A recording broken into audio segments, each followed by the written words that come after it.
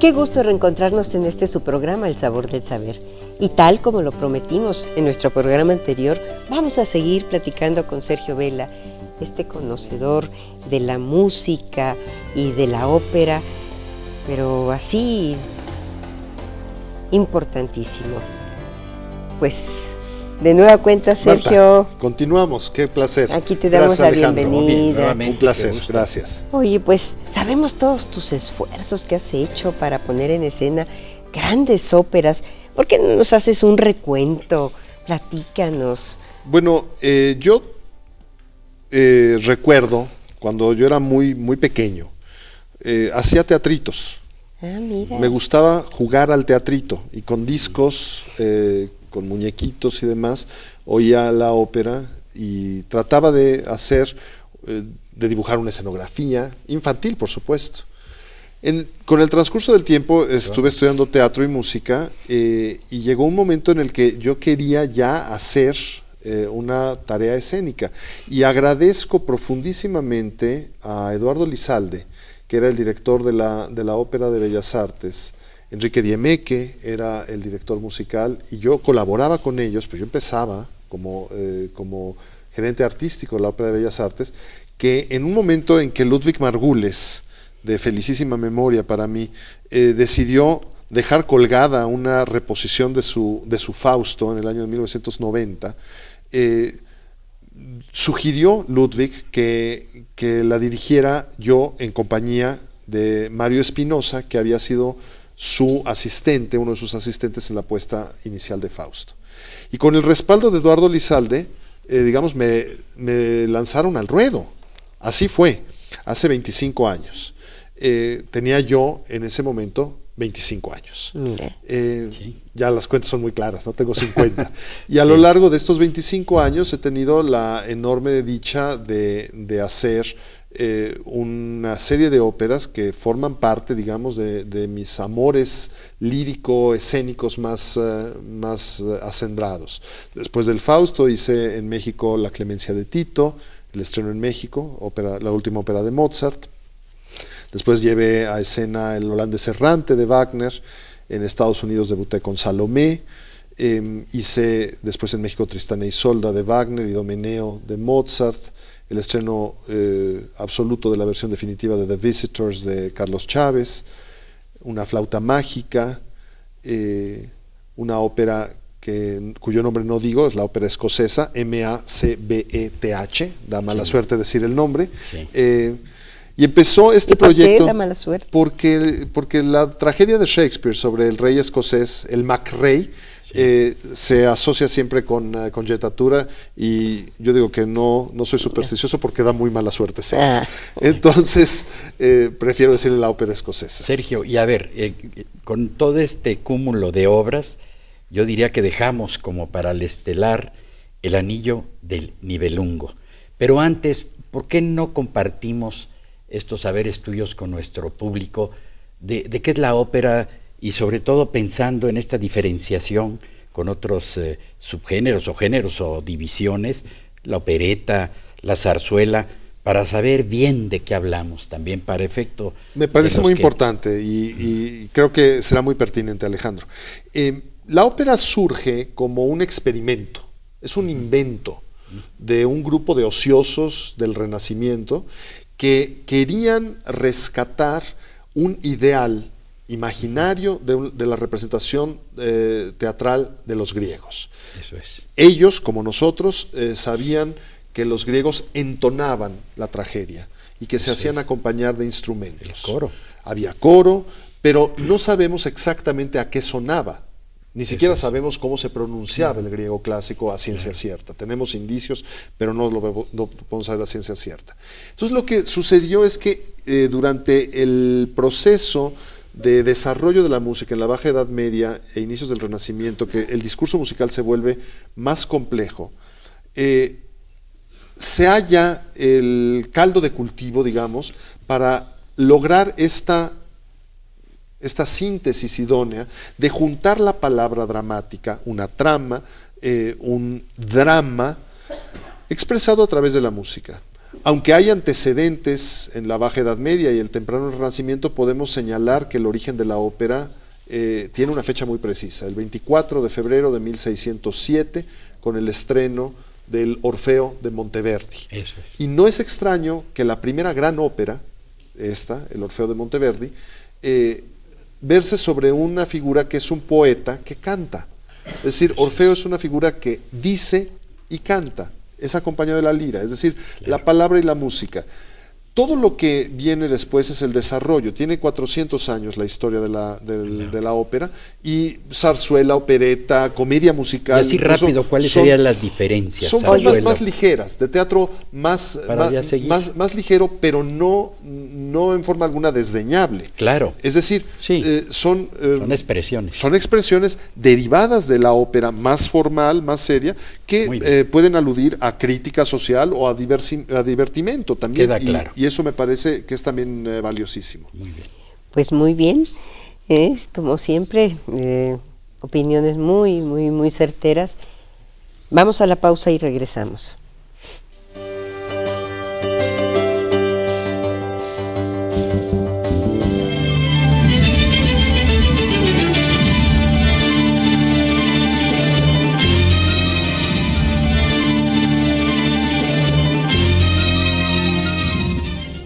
Estamos con el maestro Sergio Vela y ahora sí, un platillo especial porque nos referiremos a una puesta en escena, la ópera que es El Anillo del Nibelungo, que en el ámbito contemporáneo muchos consideramos que sentó precedente.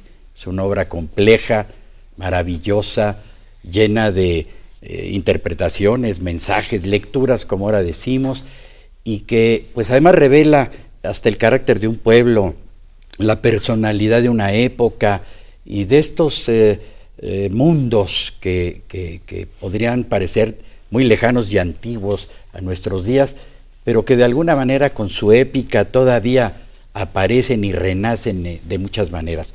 Sergio, háblanos de esta gran ópera que con todo mérito, y te reconocemos, tú montaste en México. Muchas gracias, Alejandro. Bueno, El Anillo del Nibelungo es una tetralogía de Richard Wagner. Sí. Wagner decidió nutrirse de los mitos germánicos y escandinavos para contar una historia, que es una especie de historia universal. Es una representación del mundo o del universo desde su origen hasta su destrucción. Entonces, todos los símbolos, todos los arquetipos que podemos encontrar para explicar nuestra vida hallan eco en esta formidable obra que está integrada por el Oro del Rin, la Valquiria, Sigfrido y el Ocaso de los Dioses. Wagner la concibió como un festival escénico para ser presentado consecutivamente, en jornadas consecutivas. Claro, en la primera ocasión en que se emprendió la tarea de llevar a escena El Anillo del Nibelungo completo, lo hicimos paulatinamente. En 2003 El Oro del Rin, en 2004 la Valquiria, en 2005 Sigfrido y en 2006 El Ocaso de los Dioses en el Palacio de Bellas Artes, lo cual fue, a mi juicio, un momento muy importante en el desarrollo de la ópera en México, porque para hacer esto...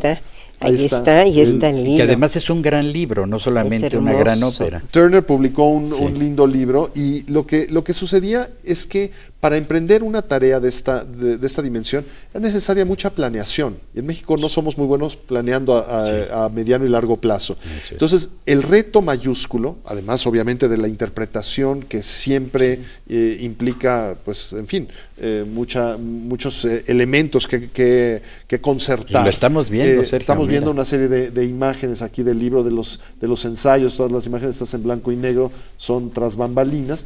El reto mayúsculo consistía en darle continuidad a un concepto interpretativo a lo largo de 4 años. Y bueno, yo agradezco enormemente a las instituciones culturales que lo respaldaron, el Instituto Nacional de Bellas Artes, en su momento dirigido por Ignacio Toscano y luego por Saúl Juárez, el Festival del Centro Histórico, inicialmente con Roberto Vázquez y después con José Ariana al frente del mismo, porque sin esas complicidades no hubiera sido posible, además obviamente de toda la integración del equipo creativo que me acompañó, y obviamente también Guido María Guida como director musical del proyecto, pues fue una aventura de esas que se consideran como subir al Monte Everest sin oxígeno, sin tanque de oxígeno. La verdad es que es una de los grandes momentos de mi actividad como director de escena. Me siento muy contento de haberlo logrado y bueno, celebro también que este libro lo haya documentado y que cuente con un bellísimo prólogo de Ernesto de la Peña, que fue un amigo muy especial para mí. Que además él habla de todo lo que se logró, que a México le faltaba esa revolución musical y que tú lograste poner a nuestro país en un contexto universal y darle esa modernidad. De veras que... Bueno, esas son palabras muy generosas, pero no, yo nada más traté de hacer bien mi ¿Sabes tarea. qué, Marta? De ahí me surge una pregunta.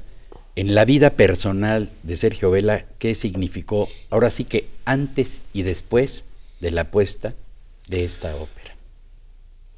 Nadie me había hecho esa pregunta, Alejandro. ¿Cómo te marcó? Y en este momento, bueno, yo creo que el modo como he hecho ópera después del Anillo del Nibelungo es en buena medida una consecuencia pero creo que me he vuelto mucho más austero.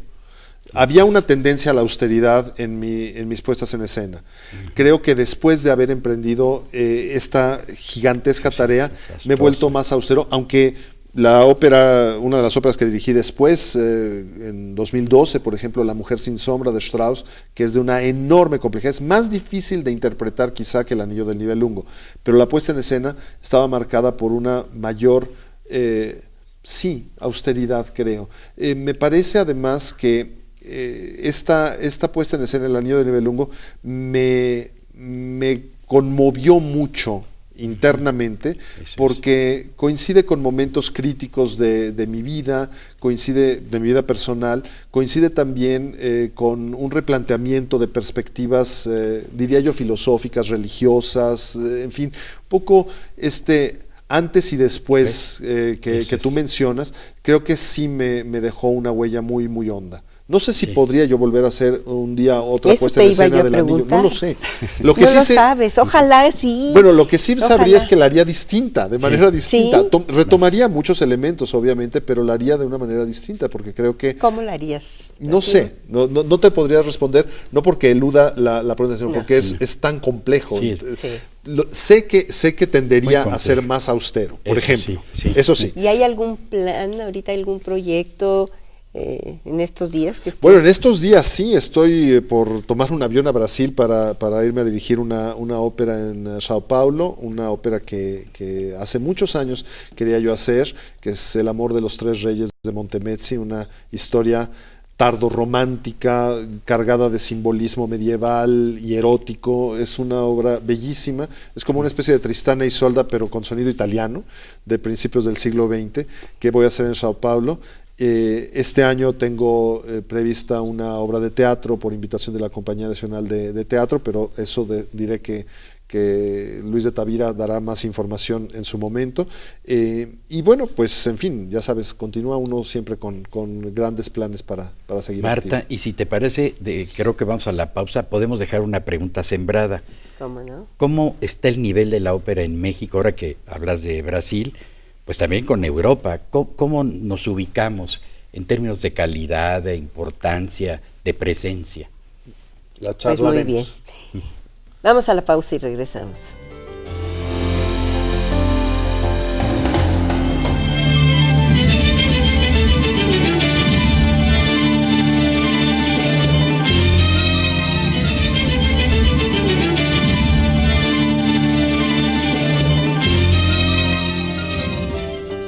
Bueno, pues ya habíamos dejado la pregunta aquí sembrada por Alejandro. ¿Y qué nos dices al respecto? La ópera en México me parece que tiene un nivel muy elevado, no solamente en términos comparativos, es decir, no solamente si vemos cómo se hace la ópera en otros lugares. Por supuesto hay instituciones que son emblemáticas, grandes teatros, no sé, la Ópera de París, Covent Garden, la Ópera Estatal de Berlín, el Metropolitan Opera, que tienen presupuestos que permiten una actividad, digamos, muy fastuosa, para utilizar esta palabra que puede englobar muchas cosas. No me refiero nada más a eso, me refiero al modo como se emprende la aventura de interpretar una ópera y de buscar un resultado armonioso. Es decir, el entusiasmo con el que se hace la ópera en los países latinos, Brasil, México, España, Italia, pero sobre todo en Iberoamérica, me parece que es absolutamente entusiasmante. Y entusiasmos es una palabra en griego que significa tener a los dioses en el alma. Qué bonito, y eso me parece muy hermoso. Bueno, claro. Es decir, recientemente tuve yo la experiencia de hacer un Orfeo y Eurídice en el Teatro Bicentenario de León. Y decía yo, es que solamente ha habido 3 lugares donde me he sentido con tanto espíritu de colaboración, con tal entusiasmo por parte de todos para lograr un resultado unitario. En el Festival de Wexford, en Irlanda, donde hice una puesta en escena hace un poco más de una década, que es un festival lleno de jóvenes. El Festival Amazonas de Ópera, donde hice Parsifal hace 2 años de Wagner, en Manaos, en el famosísimo Teatro Amazonas, donde todo está puesto para que con entusiasmo se resuelvan los problemas, más que con infraestructura. Y en León. Ahora, me parece que además de eso, bueno, el Palacio de Bellas Artes es sede también de una intensa actividad operística.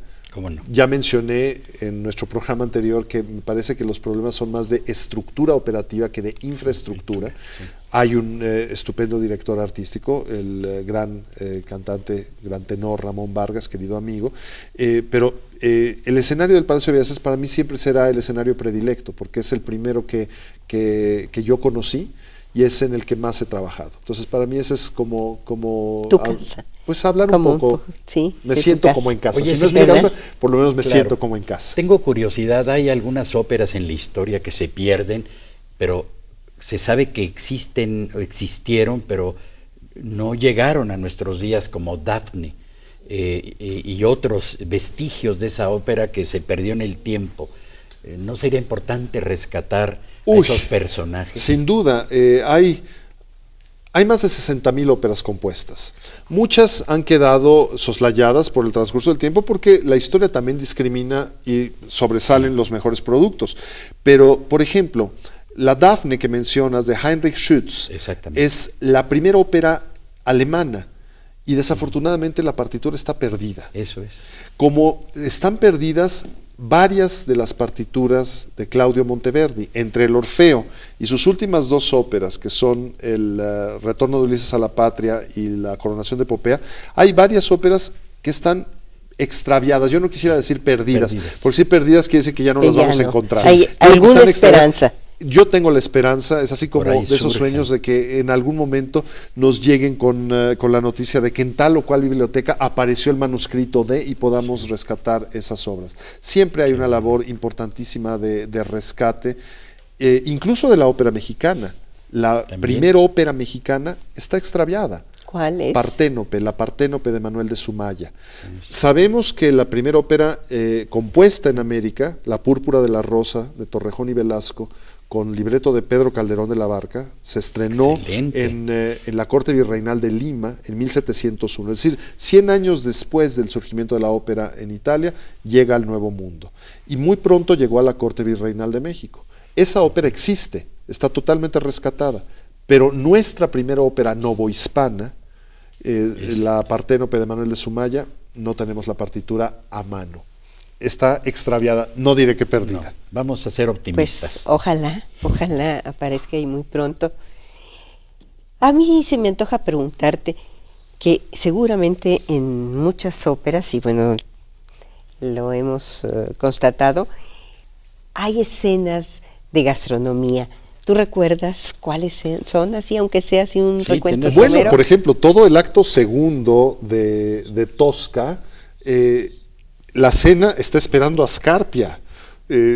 se hace servir una cena, el jefe de la policía, el barón Vitelio Scarpia, que es un canalla tremendo, en el Palazzo Farnese, que hoy es la embajada francesa en Italia, está empezando a cenar e interrumpe todo eso por una escena de tortura, de intriga política, intento de violación, y acaba muerto. No se acaba nunca su cena.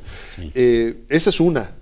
Pero pensemos en la escena, el último cuadro de Don Giovanni, que antes de ser precipitado al infierno, él está disfrutando y habla de los tipos de vino y qué está comiendo, y claro, Leporello está elogiando a su cocinero. Como estos ejemplos hay muchísimos. El final. Oye, vamos haciendo un libro. Sería fantástico. ¿A poco no? Pero recordemos que Rossini, el gran autor belcampista, oye, pues muere en la cama comiendo. Además dejó de componer y se dedicó a hacer recetas de cocina. Y a comer. ¿Qué te parece? Bueno, pues hasta hay un famoso platillo, o sea, la Rossini. Sí, pero también en la ópera la mesa y la sobremesa. Es decir, lo que se trama en estas pláticas de seres humanos, donde lo mismo pues se está haciendo un complot que se está pensando en la declaración de amor de alguien hacia otra persona, y muchas situaciones que se dan en las sobremesas. Hay muchísimas escenas operísticas, sí. Por ejemplo, una sobremesa que resulta totalmente catastrófica, es precisamente en la ópera escocesa, el final del acto segundo, que el protagonista, el rey escocés, está viendo fantasmas, pero hay otras que son totalmente gozosas, ¿no? Es decir, claro, momentos de celebración. Así que, pues sí, la gastronomía, bien lo sabes, Marta, y lo sabemos de ti, es uno de las fuentes de mayor placer y refinamiento del gusto. Entonces, pues, sin duda tiene que estar vinculada, absolutamente, tiene que estar absolutamente vinculada con Alejandro, una reflexión final. Mira, repito el libro que dije en la primera parte del programa, por si alguien no lo vio, porque me parece que es imprescindible y delicioso y gozosísimo este libro, Gastronomía Musical, de José Carreras, el tenor español, donde hay una interrelación del texto, de esas pequeños extractos de partituras, junto con recetas de la época, con los ingredientes propios de la región, y que hacen una conjunción incomparable de historia, de antropología, de cultura y de gastronomía. Así es. Pues muchas gracias otra vez. Marta querida, Alejandro querido, estupendo. Es un placer, la delicia es para mí. La delicia es una sobremesa de primera. De verdad. Muchas gracias, de verdad. Mesa, sobremesa. Qué lindos, gracias. Y gracias a ustedes por habernos acompañado, y aquí los esperamos la semana entrante con más saberes y más sabores.